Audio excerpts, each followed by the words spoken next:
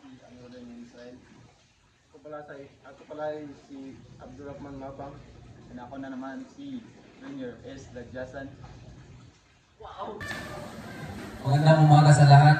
Nandito po kami ngayon sa Mangan Integrated School upang kapanayamin ang isang guro na si... So magandang umaga sa lahat. I am Sir Orlea Mundo.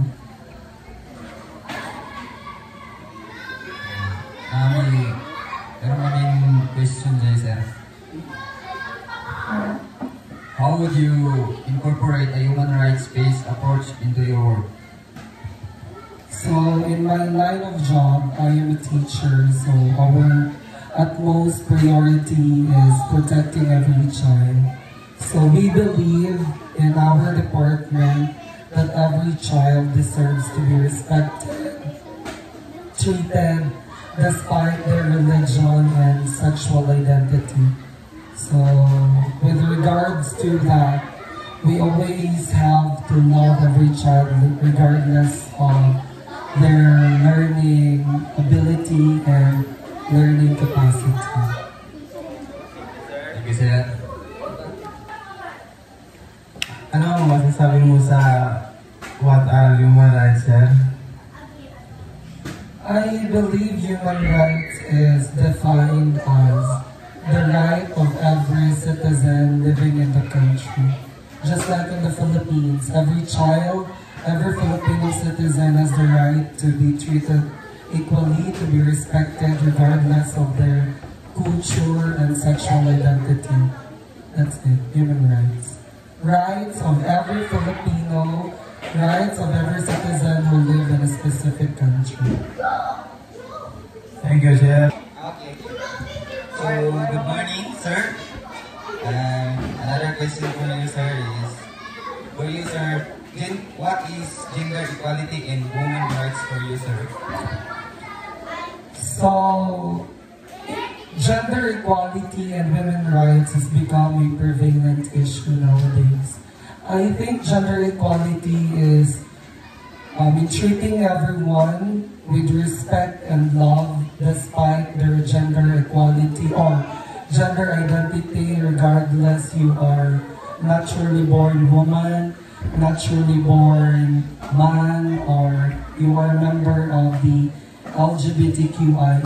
And in terms of women's rights, women should be loved and respected because they are meant to be a gender of being so soft and sensitive. So, thank you, sir. Okay, last question, sir.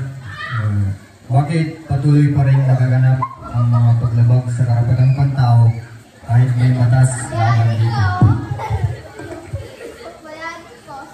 Actually, the main issue is hindi siya about sa nalalabag yung karapatang tao. I think it's the law that is not really that being implemented so much. People tend to disobey rules because our government agencies are not somewhat doing their jobs to make these laws being implemented and followed by people. Just like now, corruptions are becoming prevalent. The reason why corruption has become an issue is not because our laws are not being implemented. It's because our laws are not being followed by certain government officials and people in the government agencies. People are no longer afraid, hindi na sila natatakot sa batas, whether they become jail person or they get punishments. Kasi sa panahon ngayon, pag nakulong ka, you can just pay. You can have bail bonds. You can use your influence and you can pay from the other government officials for you just to be free. Yun yung problema. Hindi yung batas, kundi yung the way how these laws are being implemented and being governed by government officials and lawmakers. That's it. Sir, thank you. Magandang umaga sa lahat. Kami po ay nandito sa Barangay Nuangan upang papanayawin ang isang residente ng Barangay Nuangan. Ako po si Mustafa Minding, isang residente ng Barangay Nuangan. Isa po akong estudyante na gustong maging guro. Meron kami mga katanungan dito, sir. What is human rights for you, sir? Ang human rights para sa akin, ito ay nag-i-exist for the well-being ng mga tao. Kung wala ang human rights, maaaring posibilidad na mangyari ay matapak-tapakan ang mga rights ng mga tao sa ating mundo. Ang human rights ay nag-i-exist para sa lahat. Hindi ito para lang sa mga mayayaman, mahirap, kundi para sa lahat.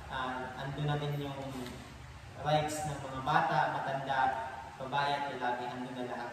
Kung wala ang human rights, ang order ng isang lugar ay maaaring maapektuhan kung wala ang human rights. Kaya nag-i-exist ang human rights para sa lahat ng tao, hindi ito para sa iilan. So, thank you, sir. So, next question, sir. For you, sir, why is it that the human rights is important for you? Gaya nga nung nabanggit ko dun sa unang tanong, human rights exist for the well-being of the people. It keeps the order ng para sa tao. Andun na rin yung seguridad, lahat para sa well-being ng tao. Kaya sabi ko nga kanina dun sa unang tanong, yung human rights para sa well-being ng mga tao. Hindi ito sa iilan lamang, kundi ito ay para sa lahat ng tao. Thank you, sir. So, another, sir. In your opinion, what is the role of education in advancing the human rights? Ang edukasyon ay malaking ginagalawang role para sa pag-unlad ng human rights. Dahil sa edukasyon, mas namumulat yung mga bata sa human rights na kailangan dapat nilang malaman. Andun na yung rights nila na mabigyan ng bahay, maprotektahan, makakain, at marami pang iba. Kaya ang ginagampanan ng role ng edukasyon or ang ginagampanan ng mga teacher is magturo kung ano nga yung human rights na dapat malaman ng mga bata sa murang edad pa lamang at sa pagtapos nila ng pag-aaral sa umpisa sa elementary hanggang secondary ng edukasyon. Okay, next question. In your opinion, what is your stand gender equality in women rights? Sa topic na yan, medyo sensitive kasi topic yan. Gender rights and women's rights, diba? Sa gender rights, meron kasi yung sinasabing role kada gender dyan. Yung role ng isang ama sa isang pamilya, siya yung taga-protekta at taga-provide ng kailangan ng isang pamilya. At yung nanay naman, ang role niya is to nurture the family itself. Kung yung mga role na yan is hindi magampanan ng kada isa, ang pamilyang yan, maaaring posibilidad na mangyari dyan is hindi sila peaceful sa loob ng bahay. Kasi nga, kung yung nanay ang naghahanap ng pagkakakitaan tapos yung tatay tambay lang, maaaring sabihin ng nanay na, di ba dapat ikaw yung tatay, ikaw yung maghahanap ng trabaho, ikaw yung magpo-provide sa amin, dapat trabaho mo yan, ikaw yung magpo-protekta sa amin. So, umpisa dun na sitwasyon, maaaring merong pagsimulan ng away or mas malala, divorce. Tapos, kung yung nanay naman, hindi niya magampanan na i-nurture yung mga anak niya ng maayos, maaaring hindi mabantayan yung mga anak at manggala-gala na lang palagi. Maaaring malulong sa droga, mapasama sa mga maling tao.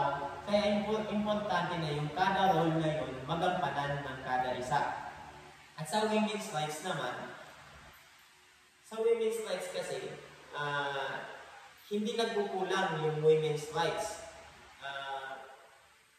To be honest nga, yung women's rights, mas marami pa yung rights ng mga kababaihan kaysa sa kalalakihan. Andan na yung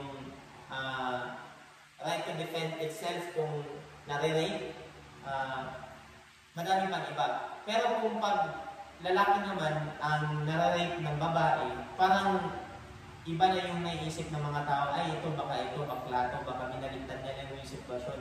Kaya ko nasabi na yung women's rights, mas madaming rights ang babae kaysa sa lalaki sa nowadays. Kaya kung iisipin, kung sasabihin yung women's rights, parang delusion yun para sabihin sa mga babae na, ikaw, tinatapak-tapakan yung rights mo, kaya ipaglaban mo yung ganito.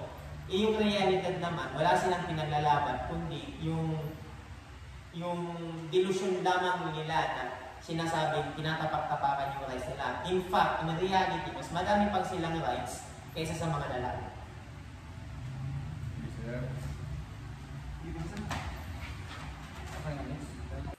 Okay, last question. What is your view of the rights of indigenous people in your locality?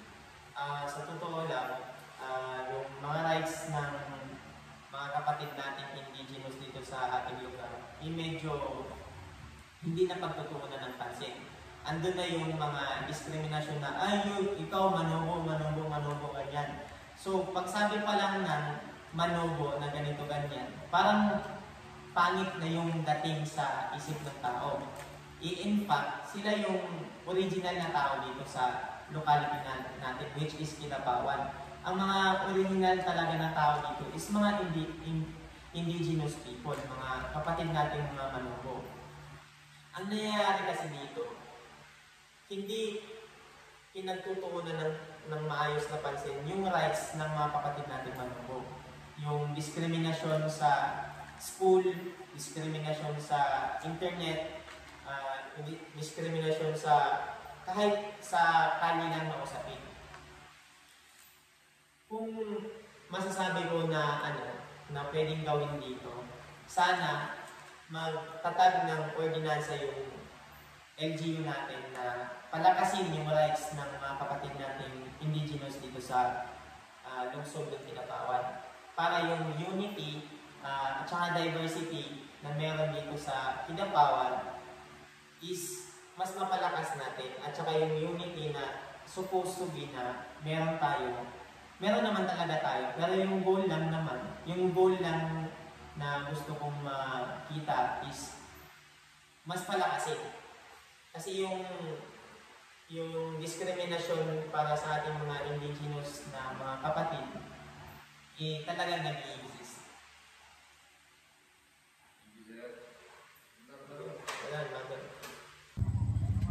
Magandang gabi.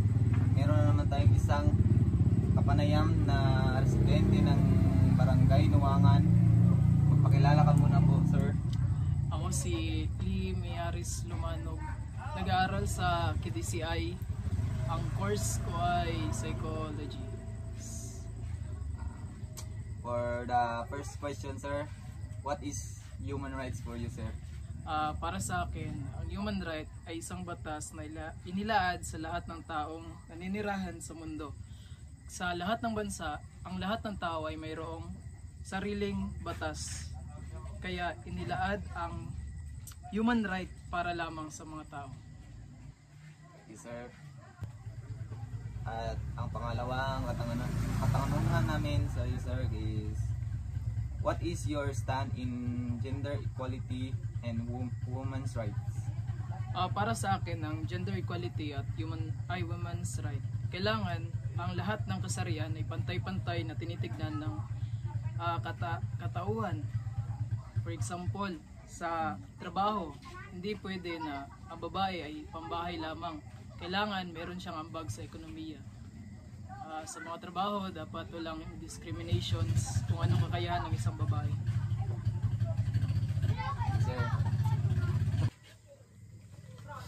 Next question. what is your view of the rights of indigenous people in your locality? Para sa akin, ang indigenous people ay isang grupo ng mga tao na katutubo sa atin. Kaya pwede silang, kailangan nilang human right kasi isa rin silang mga tao na naninirahan sa ating bansa. Okay, last question, sir. What is your, for you, why is it that human rights is important? Para sa akin, ang human right ay kailangan talaga ng tao. For example, sa Article 3, yan yung Bill of Rights natin. So dapat binibigyan ng karapatan ang lahat ng bawat Pilipino o bawat tao sa ating bansa upang mabigyan ng sariling proteksyon laban sa karahasan o sa ibang mga maling gawain. Hi guys, may isa naman tayong isang kapanayam na ang pangalan ay si kilala ka muna, ma'am. So, hi, I'm Manamila Diasa. Isa siyang residente dito sa Barangay Nuangan. So, ang aming first question sa iyo, ma'am, is what is human rights for you, ma'am? So, as far as I know, human rights is here in the Philippines is protected by the constitutions of the Philippines in order for the Filipinos to have a freedom of speech, to live peacefully, and of course with dignity. And another one is to have safe from any harm. It's either in a person or any other institution. Thank you, ma'am. For the next question, for you, ma'am, why is it that the human rights is important?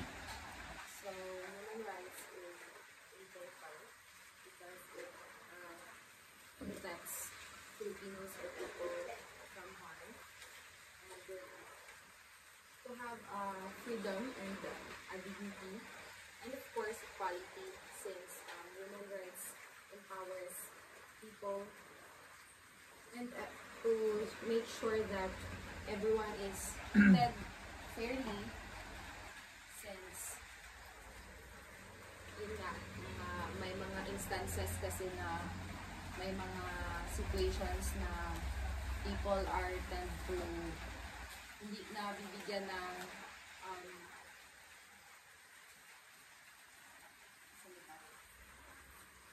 when it for example in crime, people with low income or poor people is hindi talaga nabibigyan ng pansin or hindi nabibigyan ng fair treatment. So human rights is what people need in order for them na mabigyan ng fair treatment at freedom of speech.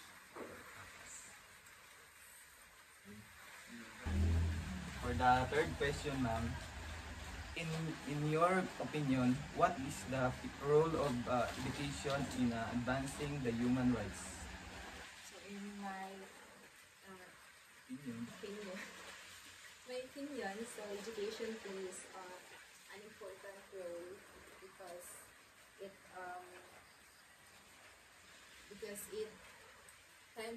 it provides people to have the understanding about the fair treatment, about their rights, and of course the rights of other people. It can be in any instances. It's about the respect, the equality, and of course the fairness in every situation. Thank you, ma'am. For the another question, ma'am, what is your stand in gender equality and women's rights? So my stand in gender equality and women's rights are about fairness. So it is not woman lang talaga na to have the rights. It's also the men, since it's about fairness kasi. It is connected to human rights to have the fairness between men and women. And everyone, no matter what gender is, they deserves the same respect, the same opportunities, the same fairness in order for the nation to grow peacefully. Thank you, ma'am. Okay, last question, ma'am. What is your view of the rights of indigenous people in your locality? So here in our locality, indigenous people is already seen. I think it's still in the process of being seen, but I think it's already in a phase na napapansin na rin ang mga indigenous people, nabibigyan na rin ng mga opportunities, nabibigyan na ng fairness, especially in our city. They have the offices na, they have the officers na to lead for any indigenous people here in our locality. And since indigenous people is already part of the nation, their culture and of course their traditions is already part of our living na. And it connects to human rights because they are recognizing the fair treatment, the respect, and of course the fairness. That in order for them to have that is we listen in their rights and to respect their culture. Magandang gabi sa inyo. Meron tayong isang kapanayam na si Sir Alvin. Meron lang kaming mga konting katanungan po sa inyo, sir. About sa human rights po. And sa unang tanong namin, sir, ano ang human rights sa inyo po, sir? Sige, human rights. Diba? Okay, for me, human rights are essential rights and freedoms that belong to every person, irrespective for their nationality, gender, ethnic or national background, race, faith, language, or any other characteristic. Human rights, it also protects the dignity of every person, regardless of who they are or where they live. So, thank you, sir. Lahat ba, no? For the second question, sir. Okay, para sa iyo, sir. Sige, go. Why is it that the human rights is important? Sana yan? Why For is you. it that the human rights is important? Tanto pa. Okay, for me, human rights is important because they are the foundation for a just and equitable society, ensuring that every individual is treated with dignity and respect. Thank you, sir. Third question, sir. Sige, go. In your opinion, what is the role of education in advancing the human rights? In my opinion, what is the role of education in advancing the human rights? Yes. Okay, for me, education is crucial for promoting human rights. Why? Because it helps build understanding, respect, and support for these rights. It enables people to identify and protect both their own rights and the rights of others. And then, it is ultimately leading to a fairer and just society. So, that's it. Yes, sir. Fourth question, sir. Okay, go. What is your stand in gender equality and women rights? What is my stand about gender equality and women's rights? Okay. Gender equality and women's rights. involve promoting equal rights, opportunities, and treatment for individuals of all genders. This means confronting gender stereotypes, fighting against discrimination, and striving for a society where everyone has the opportunity to achieve their full potential no matter their gender. Actually, meron tayong, anong tawag doon? Batas para sa mga kababaihan. Ang batas na ito is Republic Act 1970 or the Magna Carta of Women Act of 2009. It helps to empower and protect our women. So, that's it. Thank you, sir. Last question, sir. What is your view of the rights of indigenous people in your locality? Okay, what is my view of the rights of indigenous people in our locality? Okay, according to Republic Act number 8371, an act to recognize, protect, and promote the rights of indigenous cultural communities, indigenous peoples, creating a national commission on indigenous peoples, establishing, implementing mechanism, appropriating funds, therefore and for other purposes. So these rights or this law helps to recognize and promote the rights of indigenous people. So as an individual, we need to respect and protect their rights because they also belong to society. So our indigenous people should not be left behind. They also deserve equal treatment, equal opportunities, and we should treat them in a good way because our indigenous people deserve human rights. That's all. Thank you. Thank you, sir.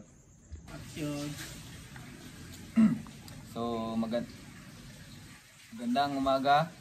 Mayroon na naman tayong isang kapanayam na ang pangalan niya ay si Sir John Zaidahan. So, merong kaming mga kunting katanungan po dito sa inyo, sir. Para about sa human rights. Para sa'yo, sir, what is human rights? Ang human rights para sa akin is karapatan natin karapatan natin para sa lahat bilang isang tao. Kasi karapatan din natin maging malaya, karapatan natin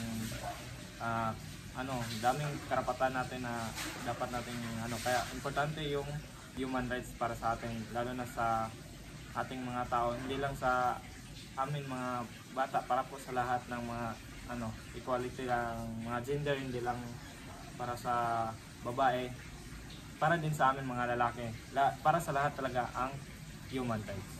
Tama, sir. Mahirap, mayaman. Kahit mahirap o mayaman, may human rights pa rin. For the second question, sir, para sa iyo, sir, why is it that the human rights is important to us? Kaya nga yung sinabi ko kanina is napaka-importante talaga ng human rights.